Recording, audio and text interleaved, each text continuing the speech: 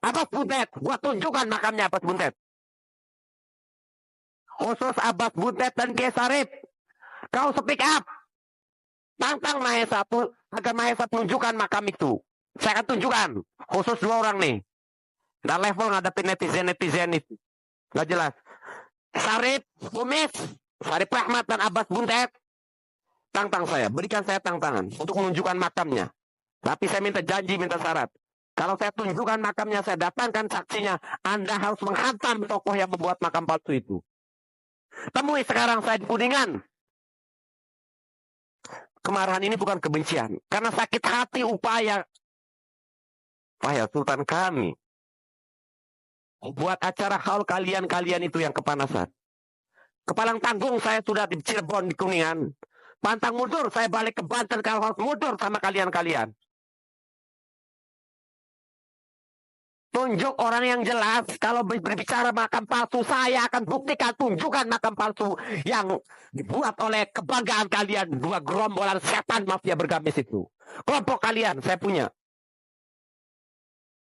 Tapi yang jelas, kita buat kesepakatan. Kalau memang benar, pihak Anda, idola Anda pernah membakar makam palsu, buat kesepakatan. Kalian akan menyerang sahan teman-teman. Kalau saya bicara, saya siap menyuguhkan tempatnya. Saksinya. Tidak seperti gorengan kalian kepada Abaluti.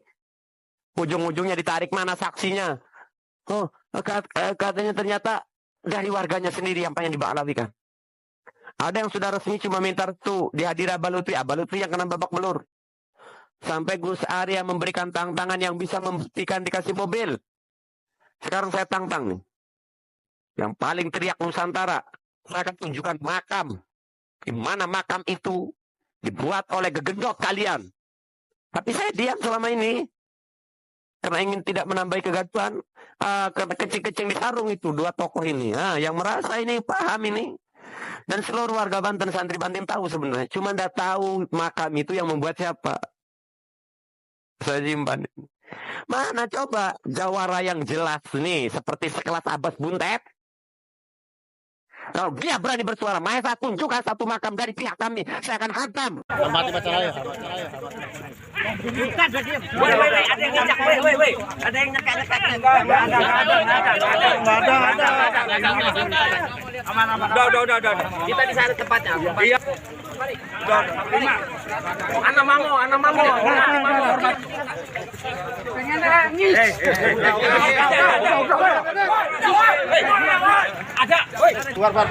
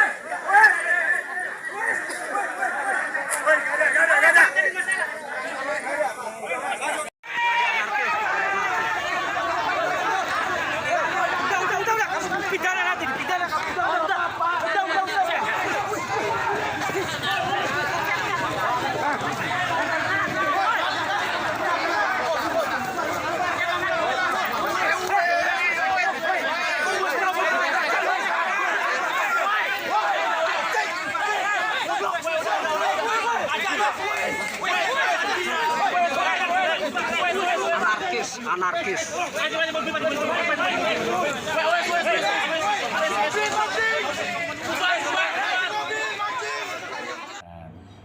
Jadi kira-kira hari ini tadi beliau datang mewakili Pak Hairul Nursamsi dan diskusi dengan kami sepakat untuk ditindaklanjuti dengan diskusi-diskusi atau musyawarah-musyawarah ke depan yang nantinya tempat dan personilnya atau siapa saja yang ikut adalah orang-orang yang berkompeten, orang-orang yang mempunyai hak untuk ikut bermusyawarah. Dan musyawarah ini tidak bisa sekali dua kali, mungkin kita bermaraton. Hanya pesan kami kepada semua pihak, baik pemerintah pusat, masyarakat, atau siapapun kelompok-kelompok yang berkepentingan dengan hal-hal ini, mohon kita semua menjaga marwah leluhur. Katanya kita turunannya para wali, katanya kita turunannya aulia. Ayolah kita semua berangkulan, bergandengan tangan, dan bermusyawarah bersama. Hal-hal ini aib untuk dikeluarkan di publik, malu kita malu. Dan tadi udah sepakat dengan juru bicaranya saudara Heru Samsi, yaitu Maesa, kita closing di medsos dan kita tidak ada urusan di medsos. Kita sekarang nanti menyelesaikan ini di Jakarta. Rencana kapan? Dan kami tadi bersama-sama sudah berjanji, berpelukan dan lain-lain. Kemudian kami menghantar ke depan. Adapun kejadian di depan, kami sangat kaget. Tapi untung tidak terjadi apa-apa, hanya sekedar ya pesuar begitulah. Ya, karena saya berjanji kepada delegasi dari Pak Heru Samsi bahwa sebagai tamu saya jamin keamanannya. Makanya saya turunkan teman-teman Macan Ali untuk menjaga beliau gitu. Nah, ini saya juga akan koordinasi dan kecewa dengan adanya pihak-pihak yang tadi rupanya karena dendam, karena tidak terima dan lain-lain.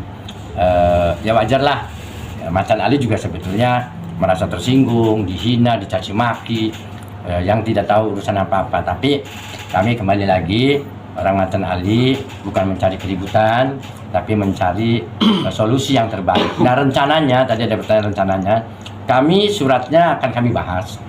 Tadi ada surat permohonan dari delegasinya Pak Heru Samsi. Kami akan bahas dengan keraton. Kemudian kami juga akan bahas dengan unsur pemerintah, dari kepolisian dan ahli sejarah, budayawan. Karena tidak bisa diselesaikan oleh satu kelompok saja, oleh satu orang saja, atau satu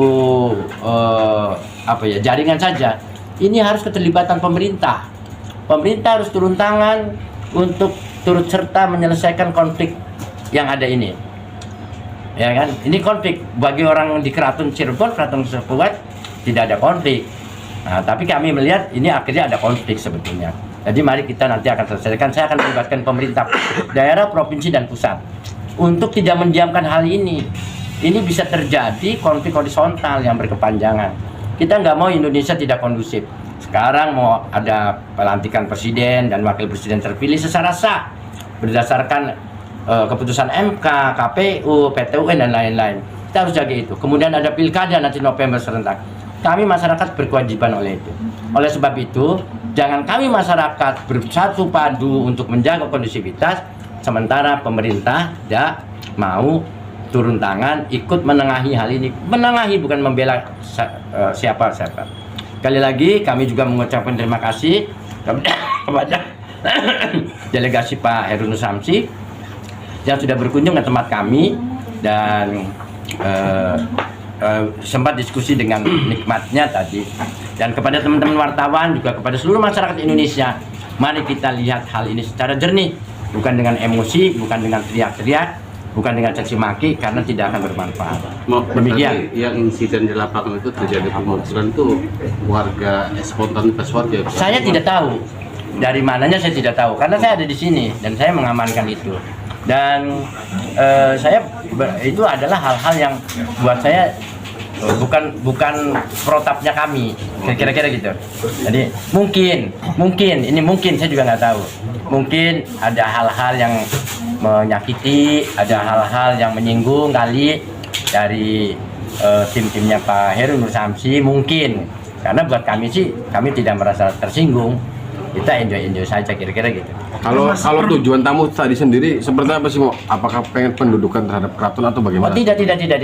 Tadi delegasinya Pak Heru Samsi terdiri dari Maesa dan beberapa orang itu datang ke sini adalah ingin membedar bersama-sama siapa sih yang sebenarnya berhak menjadi sultan. Jadi beliau datang ke sini itu meminta kita semua, saya terutama menjembatani. Kami di pihak yang netral menjembatani kira-kira kedua belah kubu ini bertemu untuk berdiskusi, untuk membedar. Masing-masing pasti punya bukti otentik. Dan selama ini ada yang mau membantu, nggak jadi, membantu nggak jadi. Konflik ini nggak akan selesai. Saya dengan timnya Pak Heru, dengan tim Keraton Kesepuan akan berunding, akan membedar hal ini. Pahit, manis, hasilnya kayak apa? Kita akan melibatkan pakar sejarah, Perpenas, Arsip Negara, kemudian Forkopimda dan lain-lain. Kira-kira gitu. Ada berapa orang yang mengklaim bahwa Sultan ini? Sampai saat ini yang saya tahu yang mengklaim menjadi Sultan Kesepuan di luar Pangeran Raja Lukman Zulkarnain adalah Pak Heru Nur Samsi dan Pak Raharjo. Tapi sebetulnya bisa dirundingkan, sebetulnya tidak ada masalah. Artinya permasalahan pokok itu ada di tahta itu, Pak? Di tahta Keraton Kesultanan Kasepuan. Artinya masih bisa dikatakan menjadi polemik tahta itu sampai saat ini? Bagi kami yang tidak melihat hal-hal itu, bagi keluarga Kesepuan mungkin sebenarnya tidak ada polemik. Yang timbul polemik ini kan ada pihak-pihak yang mengklaim menjadi sultan yang sah, kira-kira gitu. Oke, siap. Jika kalian merasa video ini bermanfaat, jangan ragu untuk like, share, dan subscribe agar tidak ketinggalan konten-konten berikutnya. Sampai jumpa di video selanjutnya. Tetap semangat dan teruslah menjadi versi terbaik dari diri kalian.